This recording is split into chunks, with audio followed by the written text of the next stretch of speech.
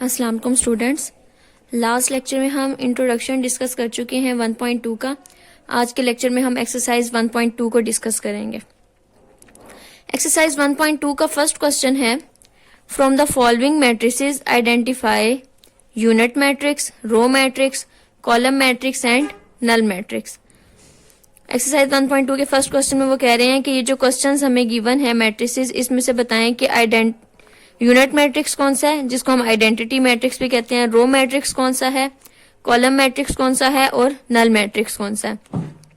अब इसका first part हम चेक करते हैं। फर्स्ट पार्ट में वो क्या कह रहे हैं कि हमारे पास है 0 0 0 एंड 0। तो हम पहले डिस्कस कर चुके हैं कि ऐसा मैट्रिक्स जिसकी ऑल एंट्रीज जो है वो क्या हो, 0 हो, तो हम उसको क्या कहते हैं कि ये एक नल मैट्रिक्स है। अगर हम इसको देखें तो ये स्क्वायर मैट्रिक्स भी है, क्योंकि हमने स्क्वायर मैट्रिक्स की कंडीशन पढ़ी थी कि उसमें जो रोज होती हैं वो इक्वल होती हैं कॉलम्स के। तो इसमें 2 रोज हैं और 2 कॉलम्स हैं, तो ये क्या होगा, ये स्क्वायर मैट्रिक्स भी होगा और इसकी तमाम एंट्रीज जो हैं वो 0 हैं, इसलिए से ये एक नल मैट्रिक्स है। बी पार्ट है, इसमें वो कह रहे हैं कि हमारे पास एक मैट्रिक्स है 2 3 एंड 4।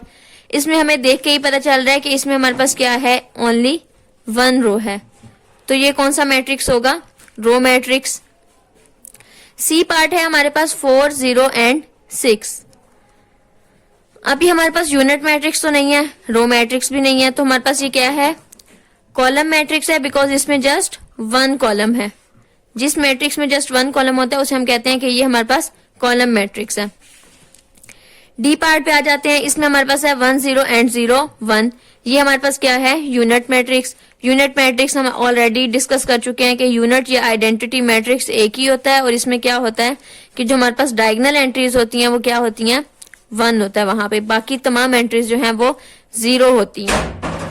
ई पार्ट है, ई पार्ट में हमारे पास क्या है, सिंगल एंट्री है और वो भी क्या है, 0 है। अब अगर हम देखें तो ये हमारे पास रो मैट्रिक्स भी है, क्योंकि इसमें जस्ट 1 रो है। अगर हम इसको देखें तो ये हमारे पास कॉलम मैट्रिक्स भी है, क्योंकि इसमें जस्ट 1 कॉलम है। इसमें क्या है, जो जस्ट 1 एलिमेंट है, 1 एंट्री है, वो क्या है, 0 है, तो ये नल मैट्रिक्स भी होगा। और अगर हम इसको देखें तो ये हमारे पास स्क्वायर को रहने देते हैं, क्योंकि हमारे पास यहाँ स्क्वायर गिवन ही नहीं है। रो मैट्रिक्स है, कॉलम मैट्रिक्स है और नल मैट्रिक्स है, जस्ट ये हमारे पास यूनिट नहीं है। नेक्स्ट क्या है हमारे पास, 5 6 एंड 7। अब ये क्या है, ये हमारे पास यूनिट मैट्रिक्स तो नहीं है, ये हमारे पास रो मैट्रिक्स भी नहीं है, क्योंकि रो मैट्रिक्स की कंडीशन है कि हमारे पास जस्ट 1 रो होती है। ये हमारे पास क्या है, कॉलम मैट्रिक्स है, बिकॉज इसमें जस्ट 1 कॉलम है। ओके, नेक्स्ट हमारे पास है क्वेश्चन नंबर 2। क्वेश्चन नंबर 2 में क्या है, from the following matrices identify. Again हमने आइडेंटिफाई करना है कि इन मैट्रिसेस में कौन सा मैट्रिक्स कौन सा है, स्क्वायर मैट्रिक्स कौन सा है, रेक्टेंगुलर मैट्रिक्स कौन सा है, रो मैट्रिक्स कौन सा है, कॉलम मैट्रिक्स कौन सा है, आइडेंटिटी मैट्रिक्स कौन सा है और नल मैट्रिक्स कौन सा है। अब हमारे पास स्क्वायर मैट्रिक्स कौन सा होता है, जिसमें हमारे पास रोज इक्वल होती हैं कॉलम्स के।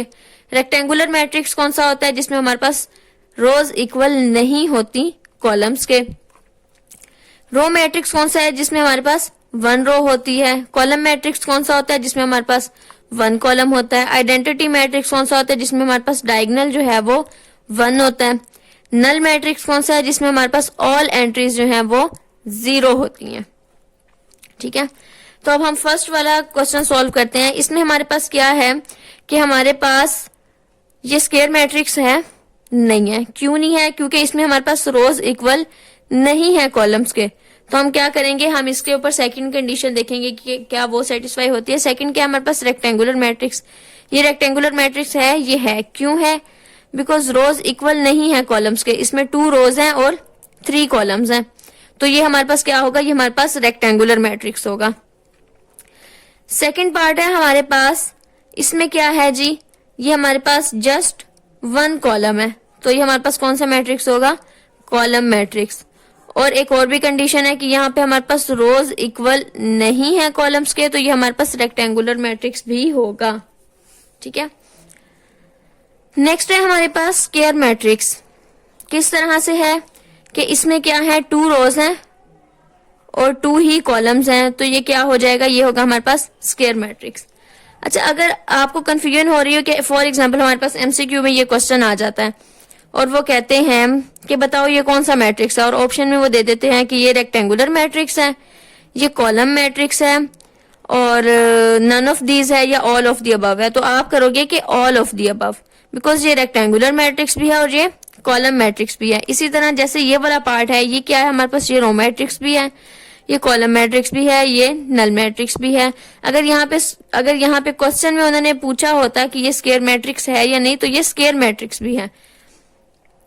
तो इसी तरह फिर अगर वो एमसीक्यू में दे देते हैं तो वो एक ऑप्शन रख देते हैं ऑल ऑफ दी अबव। तो आपने ये नहीं कि सबसे पहले देख के कह देना कि रो मैट्रिक्स है तो बस टिक कर दिया रो मैट्रिक्स को। रो मैट्रिक्स जैसे नहीं है, ये कॉलम मैट्रिक्स भी है, ये नल मैट्रिक्स भी है। नेक्स्ट आ जाते हैं हम अपने क्वेश्चन नंबर 4 की तरफ। क्वेश्चन नंबर 4 में क्या है? क्वेश्चन नंबर 4 है हमारे पास एक स्क्वायर मैट्रिक्स भी है, लेकिन हमें पता है कि हर आइडेंटिटी मैट्रिक्स जो होता है वो स्क्वायर होता ही होता है। तो हमें यहाँ पे कहने की जरूरत नहीं है कि ये स्क्वायर मैट्रिक्स है, वैसे ये स्क्वायर मैट्रिक्स है भी, बिकॉज इसका ऑर्डर क्या है 2/2, और इसकी डायगोनल एंट्रीज क्या है 1, और बाकी एंट्रीज क्या है 0। तो क्या होगा ये हमारे पास आइडेंटिटी मैट्रिक्स। नेक्स्ट हमारे पास 5 पार्ट है, इसमें क्या है, ये हमारे पास स्क्वायर मैट्रिक्स नहीं है, ये हमारे पास रेक्टेंगुलर मैट्रिक्स है। किस तरह? क्योंकि इसकी रोज जो है वो इक्वल नहीं है इसके कॉलम्स के, तो ये हमारे पास एक रेक्टेंगुलर मैट्रिक्स है। नेक्स्ट क्वेश्चन नंबर 6 है, इसमें हमारे पास क्या है 3, 10 एंड -1। ये हमारे पास एक रेक्टेंगुलर मैट्रिक्स भी है, बिकॉज इसमें रोज इक्वल नहीं है कॉलम्स के, और उसके अलावा ये हमारे पास रो मैट्रिक्स भी है, बिकॉज इसमें जस्ट 1 रो है। ठीक है, अब हम आ जाते हैं 7th पार्ट की तरफ। ये हमारे पास रेक्टेंगुलर मैट्रिक्स भी है, और ये हमारे पास कॉलम मैट्रिक्स भी है।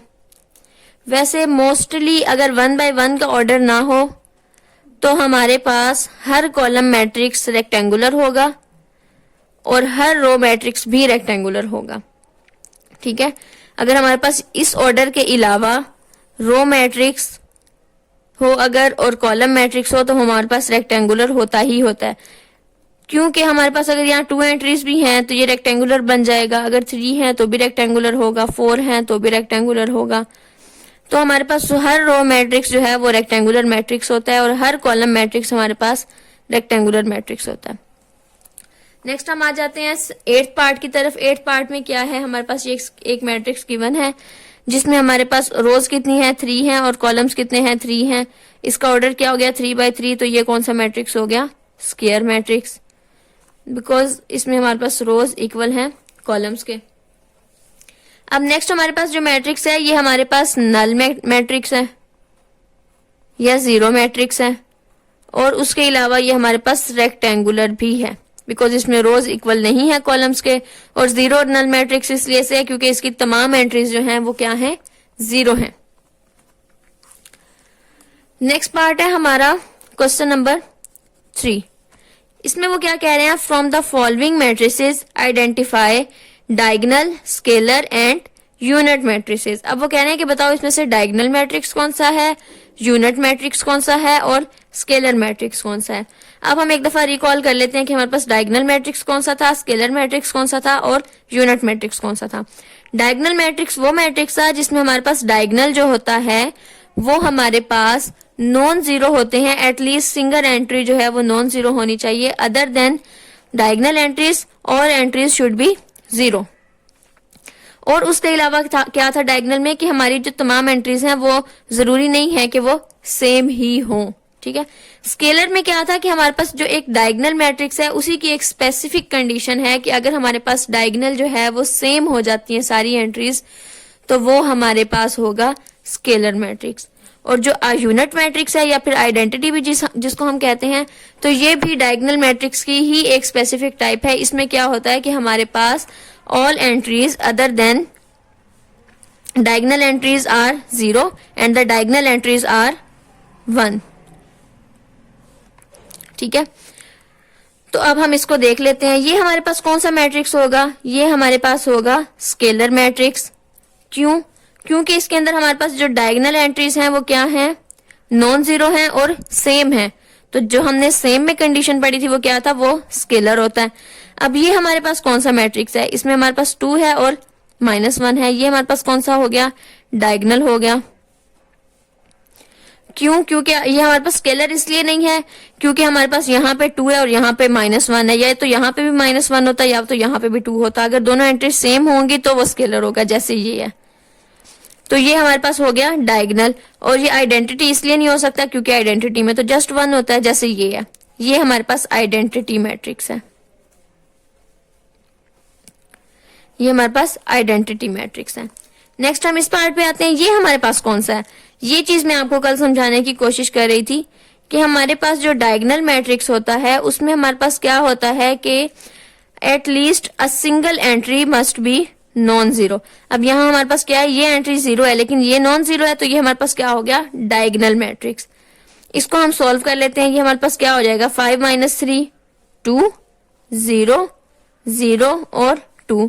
तो ये हमारे पास कौन सा मैट्रिक्स बन गया, स्केलर मैट्रिक्स, क्योंकि इसके अंदर हमारे पास डायगोनल एंट्रीज जो हैं वो सेम है। तो हमारे पास डायगोनल एंट्रीज सेम किस में होती हैं, स्केलर मैट्रिक्स में। क्वेश्चन नंबर 4, इसमें वो क्या पूछ रहे हैं कि find the negative of the matrix A B C and D and E even when A is equal to -1 0 and -1, B is equal to 3 -1 2 1, C is equal to 2 6 3 and 2। इसको हम solve कर लेते हैं। मैंने आपसे कल डिस्कस किया था कि हम नेगेटिव ऑफ अ मैट्रिक्स किस तरह फाइंड आउट करते हैं। Let A is equal to, ये हमें क्वेश्चन गिवन है, इसमें वो क्या कह रहे हैं कि हमारे पास है -1 0 -1। अब इसका मैंने क्या करना है कि हमने लेना है नेगेटिव ऑफ A। तो -1 हमारे -A हमारे पास क्या होगा, मैंने आपसे कल भी डिस्कस किया था कि हम जब नेगेटिव ऑफ अ मैट्रिक्स लेते हैं तो वो किस तरह लेते हैं कि हम इसकी तमाम एंट्रीज को माइनस से मल्टीप्लाई कर देते हैं, -0 -1। ठीक है, तो हमारे पास क्या आ जाएगा, -A इज इक्वल टू आ जाएगा हमारे पास +1, बिकॉज -1 0 के साथ कोई साइन नहीं होता, -1। तो ये हमारे पास क्या हो गया, नेगेटिव ऑफ A आ गया। इसी का हम E पार्ट कर लेते हैं। E पार्ट में क्या कह रहे हैं, E is equal to 1 2 -5 and 3। तो अब हमारे पास E का नेगेटिव क्या होगा, E नेगेटिव होगा हमारे पास, इसकी तमाम एंट्रीज को हम अगेन माइनस से मल्टीप्लाई कर देंगे, -2 हो जाएगा, -5 हो जाएगा, -3 हो जाएगा। तो हमारे पास -E क्या हो जाएगा, -1 5 -2 एंड -3। तो मैं आपसे यही बात कर रही थी कि जो हमारे पास नेगेटिव ऑफ अ मैट्रिक्स होता है तो वो क्या होता है, अगर यहाँ साइन माइनस है तो यहाँ प्लस हो जाएगा, यहाँ माइनस है तो यहाँ प्लस हो गया। 0 को हम कंसीडर ही नहीं करते क्योंकि 0 को हम कंसीडर करते हैं, 0 के साइन को कंसीडर नहीं करते।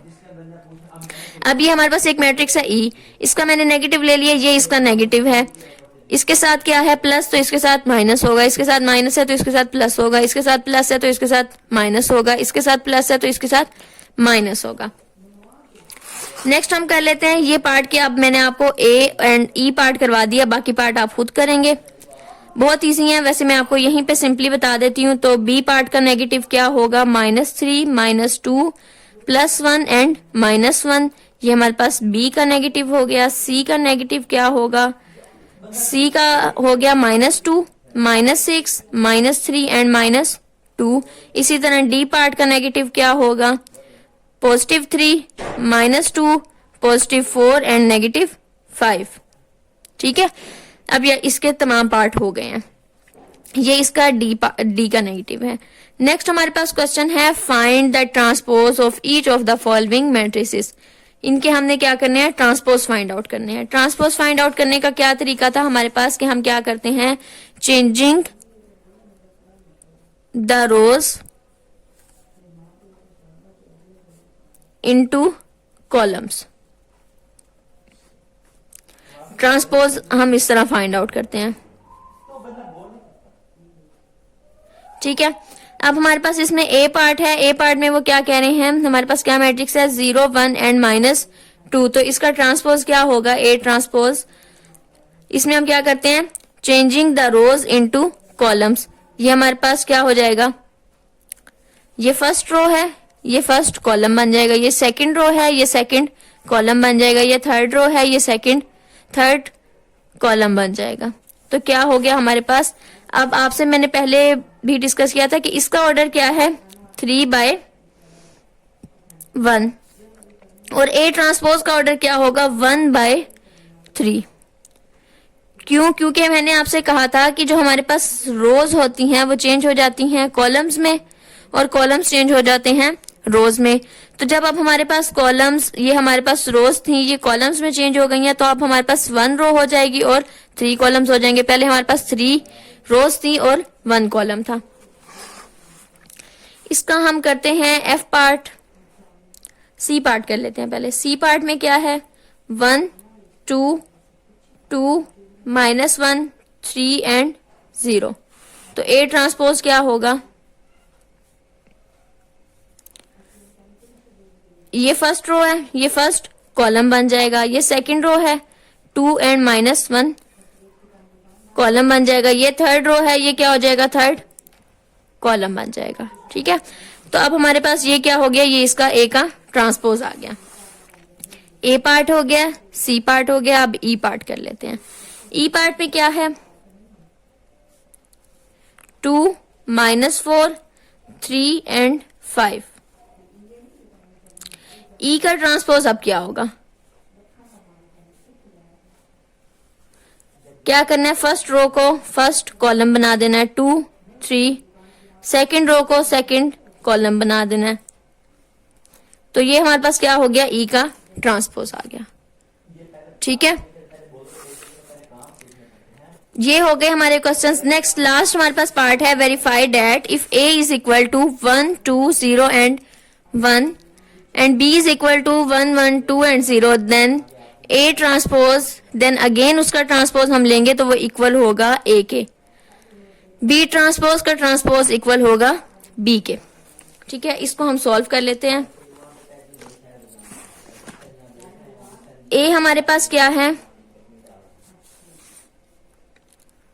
1 2 0 एंड 1। अब वो क्या कह रहे हैं कि A इक्वल होगा A ट्रांसपोज के, हमने ये वेरीफाई करना है। एक पार्ट मैं करूंगी, एक पार्ट आप करोगे। A ट्रांसपोज क्या होगा, फर्स्ट ऑफ ऑल तो हम ये इतना पार्ट सॉल्व कर लेते हैं। A ट्रांसपोज क्या होगा, ये रो है, ये कॉलम में कन्वर्ट हो जाएगी 1 एंड 2, ये सेकंड रो है, ये सेकंड कॉलम बन जाएगा। अब हमने क्या करना है, हमें उन्होंने कहा है कि इसका अगेन ट्रांसपोज लेना है, ए ट्रांसपोज का अगेन ट्रांसपोज ले रहे हैं। तो ये किसके इक्वल हो जाएगा, अब हम इसका ट्रांसपोज लेंगे अगेन, ए ट्रांसपोज का ट्रांसपोज। तो क्या हो जाएगा, ये रो है, ये कॉलम बन जाएगा 1 एंड 0, ये 2 एंड 1 कॉलम बन जाएगा। अब ये जो हमारे पास है ए ट्रांसपोज का ट्रांसपोज, ये इक्वल आ रहा है ए के, 1 2 0 1 0 1।